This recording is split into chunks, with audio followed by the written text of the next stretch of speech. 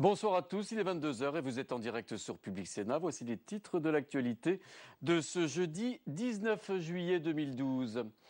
Des rebelles syriens auraient pris le contrôle de la frontière avec l'Irak. Damas, la capitale, toujours en proie à de violents combats. Dans la journée, Bachar el-Assad est réapparu à la télévision. Pour le chef du Conseil national syrien, le régime en place vit ses derniers jours. À l'UMP, chacun avance ses pions dans la perspective du congrès de novembre. Les ténors du parti sont déjà à la chasse au parrainage des militants. Mais y aura-t-il une place pour les femmes dans cette course déjà bien lancée ?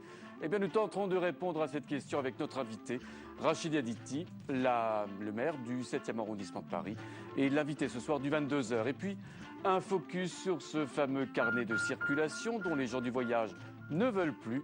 Nous regarderons le reportage de Thomas Raguet pour mieux comprendre cette pièce d'identité tout à fait particulière. Un texte pour revoir les conditions de circulation des personnes non sédentarisées va être en effet déposé au Sénat. Mais parlons budget pour ouvrir cette édition. Vous possédez un patrimoine supérieur à 1,3 million d'euros. Eh bien, il vous faudra acquitter cette année une contribution exceptionnelle. Celle-ci, votée par les députés, efface l'allègement de l'ISF décidé en 2011. Autre mesure votée dans le cadre du budget rectificatif, le durcissement des droits de succession. Quant à la future tranche d'impôt à 75%, promesse, vous le savez, promesse emblématique de la campagne de François Hollande, elle devrait durer le temps du désendettement. C'est le ministre du Budget, Jérôme Cahuzac, qui le dit. Jérôme Rabier. Elle était annoncée comme exceptionnelle, elle pourrait finalement s'installer durablement dans le paysage fiscal du pays. La taxation à 75% des revenus supérieurs à 1 million d'euros, en plus de garnir les caisses de l'État, aura également une vertu pédagogique pour le ministre délégué au budget. On peut espérer que grâce à cela, les écarts insupportables de rémunération que l'on peut constater aujourd'hui appartiendront au passé. Ça veut dire 1 an, 2 ans, 3 ans ? Le temps du désendettement, je le crains, risque de prendre un peu plus que ce que vous indiquez. Le temps du désendettement, ou plus précisément du retour à l'équilibre du budget national, un équilibre fixé à horizon 2017 par le gouvernement. En clair, la mesure s'appliquera pendant au moins le quinquennat. Une mesure qui devrait rapporter 250 millions d'euros par an, mais qui présente un vrai risque pour l'opposition. Ce qu'on nous propose, c'est un impôt qui prend une dimension confiscatoire. On est dans un geste dogmatique, symbolique, mais on est en risque de délocalisation de matière imposable. Alors que le relèvement de l'impôt sur la fortune et la taxation plus importante sur les successions seront en débat dès la semaine prochaine au Sénat, il faudra attendre la préparation du budget 2013 à l'automne pour voir cette taxation à 75% des hauts revenus devenir effective. Augmenter les impôts est une chose, mais quand il s'agit de renier certains de leurs avantages, eh bien, ça renacle du côté des parlementaires. Le tour de l'info d'Elisa Bertolomé vous en dit plus.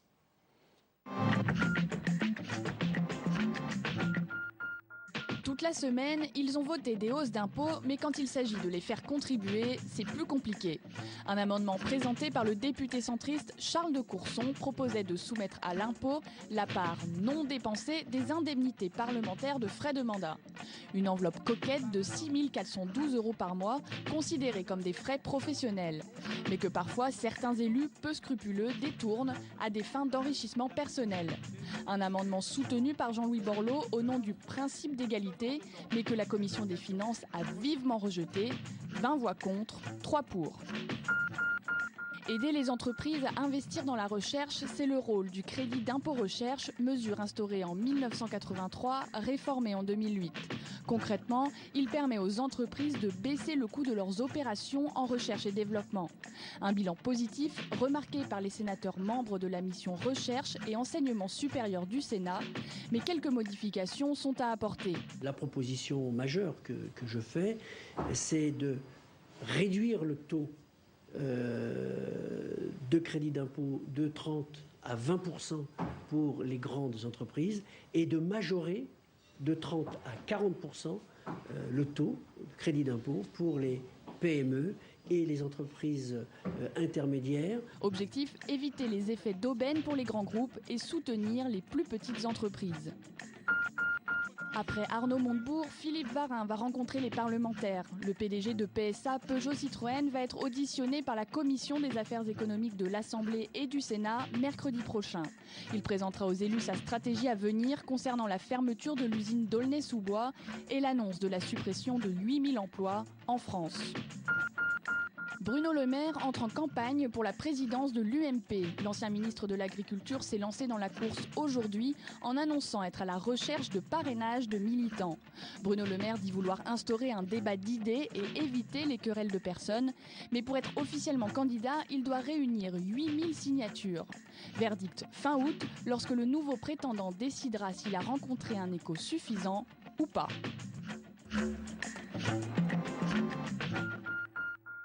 Bruno Le Maire, vous l'avez vu dans la course aux signatures, donc il n'est pas le seul, vous le savez. François Fillon comme Jean-François Copé, eux aussi font la tournée des popotes. Dans ce contexte très masculin, dirons-nous, une femme pourrait-elle trouver sa place dans la course aux prétendants qui s'annonce? Élément de réponse tout de suite avec Sandra Cerquera. Jean-François Copé, François Fillon, Alain Juppé, Xavier Bertrand ou Bruno Le Maire, le choix en novembre prochain risque de se faire entre plusieurs hommes. La parité est en déclin à l'UMP. Lors des élections législatives, il y avait 3 députées parisiennes sortantes et aucune n'a été réinvestie. Dans un tel contexte, une femme peut-elle prendre la tête du parti? Ce serait quand même souhaitable qu'on sorte d'un combat purement masculin et parfois un peu macho dans son expression. Aujourd'hui, on ne parle pas de fond, on ne parle pas de projet, on ne parle que d'hommes. Rachida Dati s'est déjà positionnée. Elle évoque un éventuel trio de femmes candidates. Autre ancienne ministre UMP, Nathalie Kosciusko-Morizet, a lancé son propre mouvement, la France droite, et n'exclut pas de se présenter. Sauf que pour se lancer dans la bataille, il faut obtenir 8000 signatures sur au moins 10 fédérations.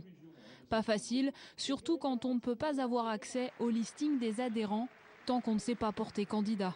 C'est vraiment un système qui fait qu'on évite vraiment que les nouvelles générations puissent apparaître. Chantal Joanneau ne croit pas à la possibilité d'une candidature féminine tant que les statuts de l'UMP concernant l'élection du président du parti ne seront pas réformés. Bonsoir Rachida Dati. Alors on vient de voir le sujet de Sandra Cerquera. Est-ce que l'hypothèse de voir une femme à la tête de l'UMP, ça relève d'une simple construction intellectuelle ou alors c'est une hypothèse qui peut s'avérer un jour crédible? Vous avez la réponse à la question, c'est-à-dire qu'aujourd'hui, simplement évoquer l'éventualité d'une femme à la tête de l'UMP, ça paraît être une exception. Donc c'est bien toute la crédibilité qu'on accorde à la compétence des femmes en politique, ou en tous les cas la crédibilité de leur engagement. Moi je pense que c'est crédible, c'est possible. C'est vrai qu'on n'a pas suscité beaucoup de candidatures féminines, de femmes et de femmes engagées en politique, et il y a beaucoup de femmes engagées en politique. C'est tout le sens du groupe dont j'ai été à l'initiative. Nous sommes aujourd'hui plus de 120 femmes élues de droite, qui sommes totalement mobilisées pour faire des propositions sur tous les sujets qui concernent la société et le quotidien des Français, que ce soit l'éducation, que ce soit la sécurité, la justice, l'emploi. Avoir une vision particulière de cette société. Mais également, oui. Justement, j'y viens, mais aussi avec des propositions très claires, très précises sur l'organisation et le fonctionnement de l'UMP.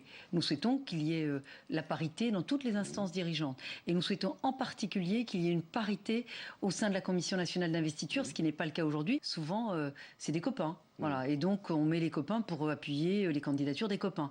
Donc peut-être qu'on peut mettre, pas des copines qui appuient les candidatures des copines, mais qu'il y ait des femmes qui soient légitimes pour justement faire respecter simplement la loi. Voilà, on a l'impression qu'on parle d'une exception, on souhaite que la loi soit respectée en termes de parité, et notamment pour les investitures. Alors, vous avez évoqué une candidature de femmes, mais femmes au pluriel, vous évoquez un trio. Est-ce que vous êtes dans l'hypothèse... Pour se présenter à la présidence de l'UMP, c'est une candidature, un trio. Il faut le candidat pour le président, le vice-président et le secrétaire général. Et le groupe de femmes, on se réunit pratiquement tous les 15 jours, des femmes ont évoqué lors de la dernière réunion qui s'est tenue la semaine dernière, en disant « et pourquoi pourquoi on ne pourrait pas être à l'initiative d'une candidature au sein de notre groupe. Donc c'est une question qui a été évoquée et sur laquelle moi je ne suis pas ni hostile ni opposée. Et vous pourriez faire partie de ce trio, par exemple? Non, mais ce sera des candidatures. Moi, je soutiendrai les femmes qui seront effectivement candidates dans le cadre de ce groupe. Parce que ce sont des femmes courageuses. Pour la plupart, elles ont été investies avec beaucoup de difficultés. Et quand elles ont été investies, elles n'ont pas été soutenues. Et quand elles ont été investies, souvent, elles ont subi des dissidences assez violentes.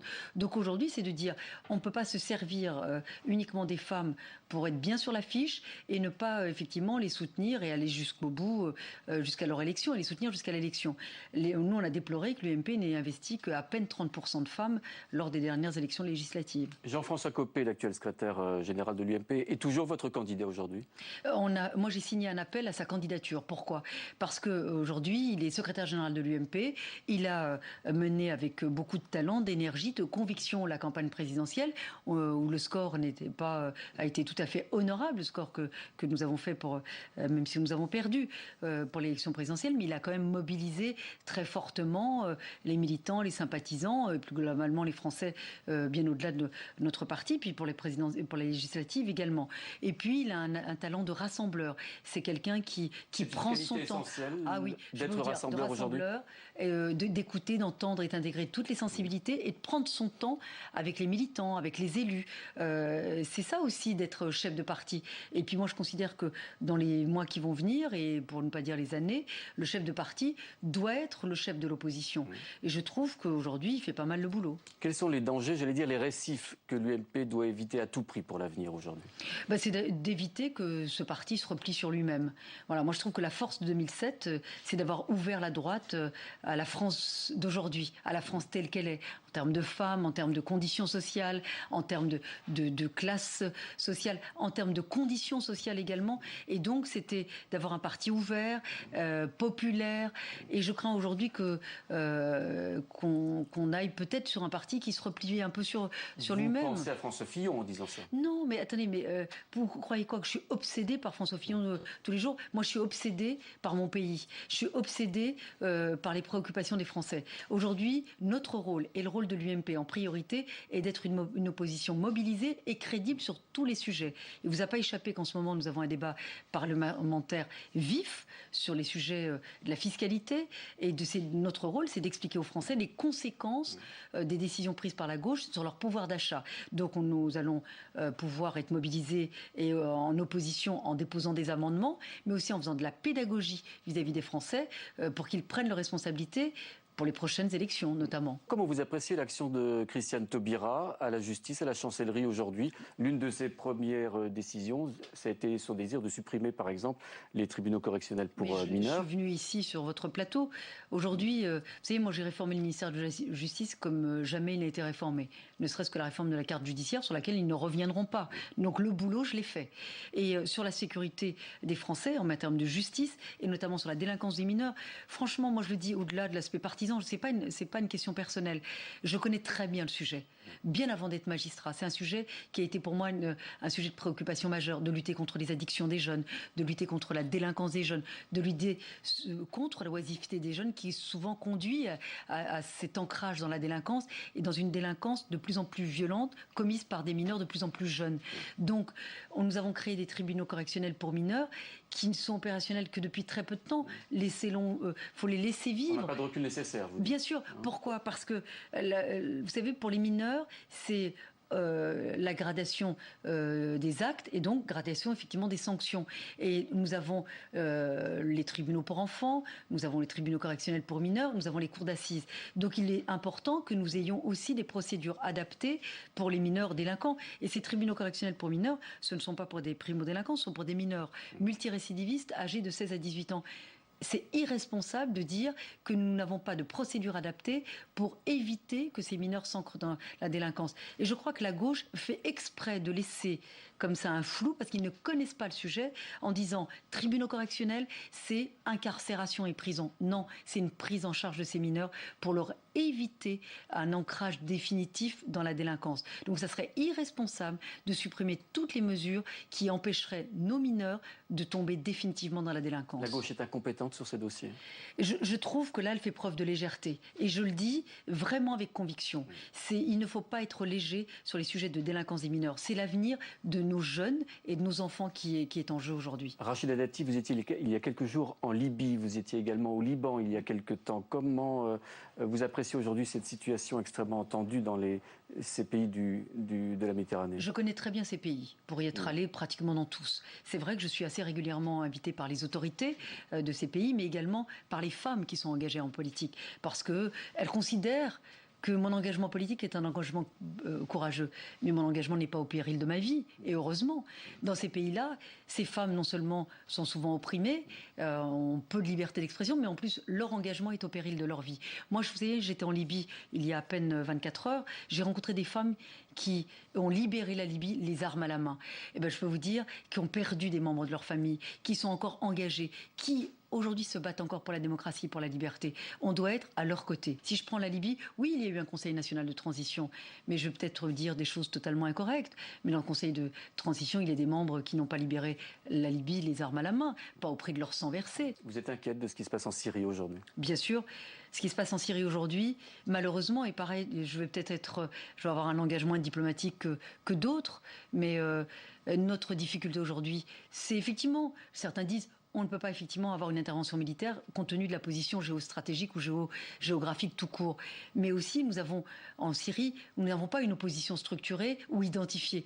Aujourd'hui, on dialogue encore avec le gouvernement Assad. Donc je pense que la difficulté aujourd'hui, c'est de trouver un interlocuteur crédible d'opposition pour effectivement avoir un gouvernement ou un régime de transition. Moi, je déplore la faiblesse de l'Europe dans cette région du monde. Je déplore la faiblesse de Mme Ashton dans cette région du monde. Franchement, il y aurait beaucoup à faire et il y aurait une mobilisation beaucoup plus efficace à avoir si nous étions, je pense, plus forts, si nous étions plus volontaristes, à mon sens. Merci Rachida Dati. La Syrie, justement, c'est le temps de l'exode. À Damas, ce sont des centaines d'habitants qui fuient désormais certains quartiers de la capitale syrienne. Les combats sur place se font de plus en plus violents. Le régime en place s'apprête à célébrer demain des funérailles nationales pour les victimes de l'attentat d'hier. Le point sur les événements de cette journée. Mounir Soussi. La diplomatie impuissante face à la crise syrienne. Le Conseil de sécurité de l'ONU n'a pas réussi à faire adopter des sanctions accrues contre le régime de Bachar al-Assad. Membres permanents, la Russie et la Chine ont opposé leur 3e veto consécutif. Depuis le début du conflit, Pékin et Moscou restent sur leur ligne. Le document qui vient d'être soumis au vote est partial. Les menaces de sanctions sont tournées exclusivement contre le gouvernement syrien. Cela va à l'encontre de l'esprit du document de Genève et ne reflète pas la réalité dans le pays aujourd'hui. Ce blocage exaspère les États-Unis qui pourraient à l'avenir s'affranchir du Conseil de sécurité pour agir. La conservation du statu quo ne stabilise en rien la situation. Cela nous mène vers une intensification du conflit, une montée du terrorisme et une guerre régionale qui pourrait engloutir la zone. Après l'attentat qui a tué hier 3 hauts responsables dont le beau-frère de Bachar al-Assad, le président syrien est apparu aujourd'hui sur les écrans de la télévision nationale. Manière de prouver qu'il garde la main, on le voit investir son nouveau ministre de la Défense, mais impossible de confirmer le lieu où ont été tournées ces images. Ses proches assurent qu'il est toujours à Damas. La capitale, qui connaît son 5e jour de combat entre l'armée régulière et les opposants au régime. Ces violences poussent les civils sur les routes. Plus de 20 000 Syriens ont fui vers le Liban depuis 24 heures. Israël, de son côté, se tient prêt à repousser un afflux massif de réfugiés. Oui, la Syrie, toujours dans l'actualité. Nous ont rejoint sur le plateau de Public Sénat, Alla Kodmani, merci d'être avec nous. Vous êtes journaliste franco-syrienne, vous êtes également la fondatrice de l'association Syrie Liberté. À vos côtés, Charles Saint-Pro, le directeur de l'Observatoire des études géopolitiques. On va revenir tout de suite sur la situation sur place, la bataille de Damas, bien sûr, qui se poursuit. On a appris cet après-midi la prise d'un poste frontière qui contrôle en fait la frontière entre la Syrie et l'Irak. c'est un nouvel acte. On a vraiment l'impression que les choses se précipitent ce soir. Oui, il semble qu'on est passé à la vitesse supérieure et que l'insurrection est en train de marquer des points. Cela ne veut pas dire que c'est gagné et je pense que le régime aura encore l'occasion de faire beaucoup de mal et avec le risque suprême que l'entêtement d'Assad et du régime, parce que ce n'est pas un homme seul qui est en cause, se conduise à une sorte de fuite dans un réduit alaouite, et là on aurait une situation qui deviendrait extrêmement grave. Alors justement, comment vous expliquez cet entêtement de Bachar el-Assad? On sait déjà qu'il est le fils de son père, il y a toute une histoire derrière. Oui, bien, vous savez, c'est un régime qui a depuis 30-40 ans, qui règne par la terreur, par la répression, depuis 40 ans, qui a assassiné des dizaines de milliers de Syriens, 35 000 à Hama en 1982, qui a assassiné aussi beaucoup de gens au Liban, et puis des Français, n'oublions pas l'ambassadeur de Lamar, assassiné par le régime syrien, les paras-français, les attentats commis à Paris, et donc c'est un régime qui est le dos au mur. Il sait que nous sommes dans le cas d'un régime extrêmement totalitaire et qui n'a plus rien à perdre et qui fera sans doute, hélas, la politique de la terre brûlée tant que la Russie lui fournira l'aide considérable qu'elle lui fournit et tant que, n'oublions pas, le deuxième partenaire, que l'Iran enverra les miliciens Pasdaran qui sont aujourd'hui dans les premières lignes dans la répression du peuple syrien. Alaa Kodmani, cette bataille de Damas qui se poursuit, elle est absolument déterminante pour la suite des événements. Oui, il est certain que depuis le tournant pris depuis quelques jours, depuis que les forces rebelles de l'armée syrienne libre ont lancé ce qu'ils appelaient le volcan de Damas, et surtout l'attentat qui a eu lieu hier et qui a quand même décapité une partie de l'appareil de la décision militaire, sécuritaire-militaire du régime est un coup très dur pour le régime. La bataille de Damas est lancée, les combats se poursuivent depuis 4 ou 5 jours dans différents quartiers. Et de plus en plus dur, on a l'impression qu'Assad met toutes ses forces dans cette bataille. Toutes ses forces, je ne sais pas, parce qu'il a encore quelques forces qui continuent de frapper à Homs, dans certaines localités, mais ce qui est certain, c'est qu'il est en train de perdre de plus en plus de contrôle. Les désertions et les défections dans les rangs de son armée se multiplient, il y en a de plus en plus tous les jours. On avait aujourd'hui des postes frontières lâchés, on est en train de voir des généraux. Il y a des défections massives dans l'armée syrienne. Elles sont massives en tant que nombre peut-être, enfin là en tout cas elles sont spectaculaires, en très grande augmentation, mais il faudra certainement attendre une défection majeure de toute une unité ou de toute une brigade des principales brigades d'élite qui sont en train de servir aujourd'hui le combat du régime pour voir le vrai basculement se faire sur le terrain militaire. Charles Saint-Pro, un nouveau double veto russe et chinois aujourd'hui à l'ONU. Jusqu'où la Russie et la Chine peuvent soutenir le régime de Bachar el-Assad? La Russie, très loin. Très loin parce qu'on sait très bien que la Syrie, c'est le dernier point d'ancrage de la Russie en Méditerranée, que la vieille stratégie russe qui date des tsars de l'ouverture vers les mers chaudes a été en recul depuis une trentaine d'années et que le seul point qui reste, c'est la base de Tartouse. Sans doute aurait-il fallu négocier avec la Russie des assurances pour qu'elle ait la garantie de conserver quelque chose en Syrie. Et je crois qu'on n'en serait pas là aujourd'hui. Il y a eu beaucoup d'amateurisme dans la gestion de cette affaire vis-à-vis de la Russie, qui aujourd'hui est le principal acteur. La Chine, elle est opposée à toute action d'ingérence, surtout quand il s'agit de droits de l'homme, pour des raisons de politique intérieure qu'on peut comprendre. La Russie, il y a une stratégie là derrière. Hein, et la Russie se voit très bien, a été liée à un axe irano-syrien qui est sa dernière carte à jouer. Je crois que maintenant, il faudrait vraiment qu'on on arrive à donner à la Russie un certain nombre d'assurances sur son futur possible en Syrie, de façon à ce qu'elle lâche ce régime. Autrement, elle ira vraiment jusqu'au bout. Aujourd'hui, il y a beaucoup de défections dans l'armée syrienne, c'est vrai. Je pense que c'est les Russes et les Iraniens qui jouent à fond le rôle majeur dans la répression, par leurs conseils, par leur matériel. Donc c'est la Russie qu'il faut convaincre d'une façon ou de l'autre. On ne la convaincra pas avec des bonnes paroles, on ne la convaincra pas avec on la convaincra avec du concret. Et donc il faut lui donner quelque chose de concret. Ala Kodmadi, vous présidez, je le disais, l'association Syrie Liberté. Où en est-on de l'exode qui a commencé aujourd'hui à Damas en particulier? On avance le chiffre de 18 300 réfugiés déjà au Liban aujourd'hui. Vers le Liban aujourd'hui. Ouais. Oui, il est certain que on a assisté à plusieurs vagues d'exode selon les vagues de répression qui s'abattaient sur tel ou tel coin.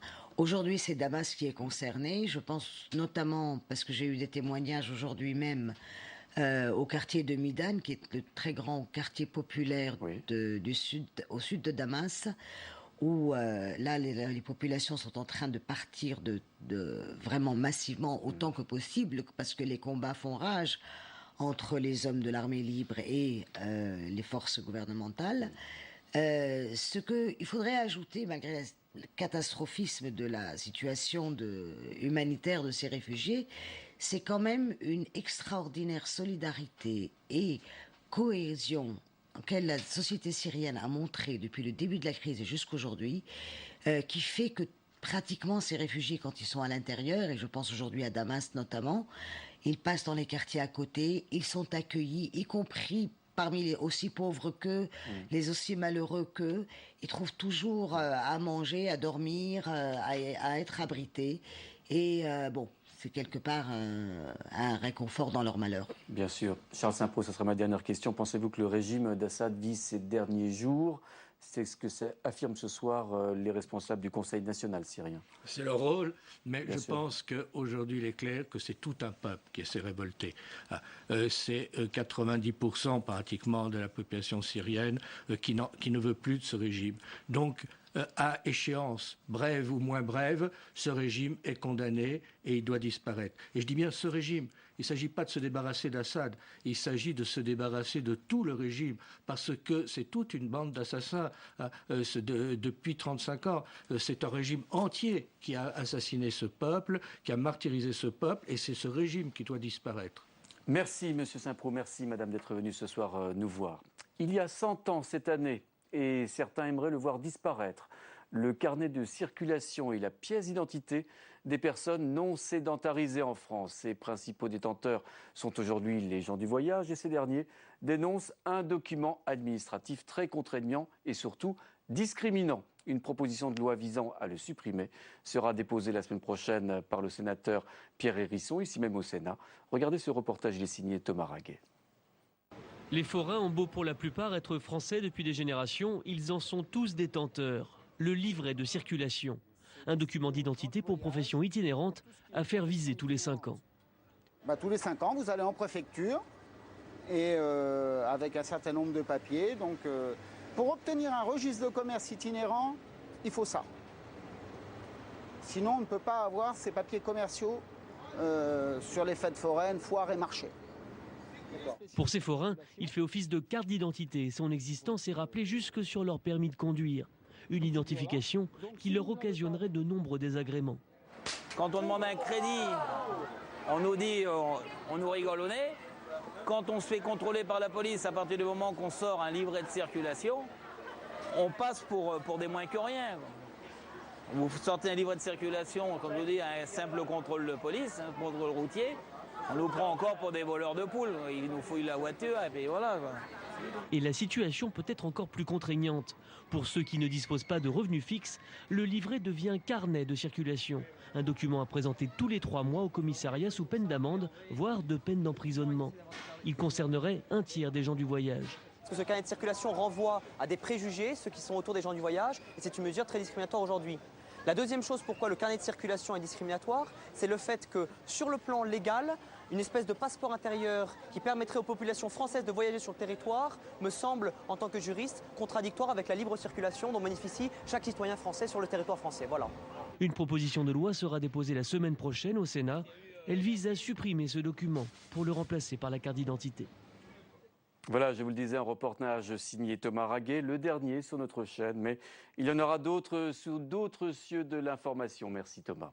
C'est la fin de cette édition. À suivre, un reportage. Pierre Bonjoseph est parti à la découverte des nouvelles éoliennes offshore dont la France compte s'équiper. Un tableau sans parti pris d'un choix technologique très audacieux. Bon vent donc sur l'antenne de Public Sénat. Bonne soirée à tous. Merci de votre fidélité.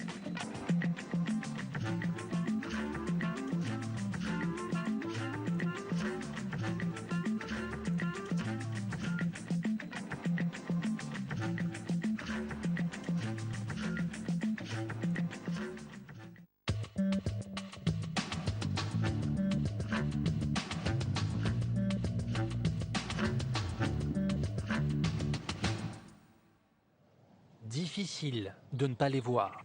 Depuis quelques années, les éoliennes ont poussé le long des routes de France. Bientôt, elles seront en mer. Ainsi en a décidé le gouvernement en 2012.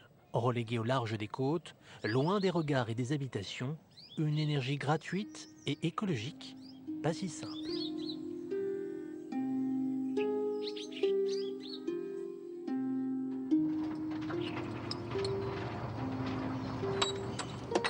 Allez, parti.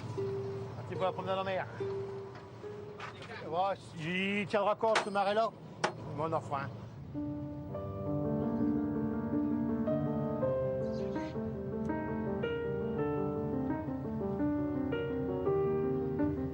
Dans 2 ans, Didier Laurent sera à la retraite. Voilà près de 35 ans qu'il pêche au large du Tréport, à bord de ce modeste chalut de 9 mètres. Malgré les conseils d'un père qui voulait qu'il reste à terre, un père qui lui a enseigné les ficelles du métier.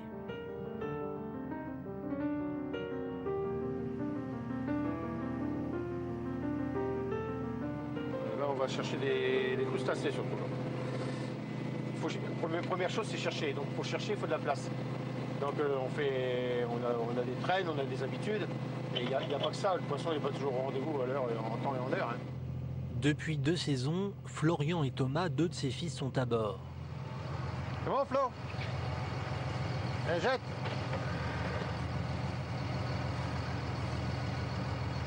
L'histoire se répète dans cette famille où, malgré la dureté du travail, on est marin-pêcheur depuis 3 générations. Là, on file 8 mètres en hauteur. C'est la levée du chalut. Les mêmes gestes à 3000 marins des côtes, à un détail près. Ah, les éoliennes ils vont être là, comme ça, ouverts comme ça. Ils viennent chercher le milieu du Tréport, tête de Mers, là.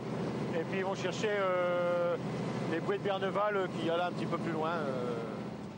Pour l'instant, le projet a été repoussé. Mais GDF Suez rêve d'installer ses 140 éoliennes sur une surface grande comme Paris, à tout juste 13 km des falaises, sur une zone riche en poissons et crustacés.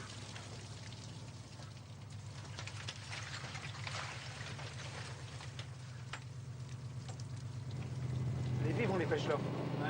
Ah, les éoliennes, on est dedans. Hein. Là, les éoliennes, on est en plein dans la zone. Hein. La zone, c'est le Grand Carré là. Ah bah, s'ils sont installés, bah, c'est 50% de notre travail qui part,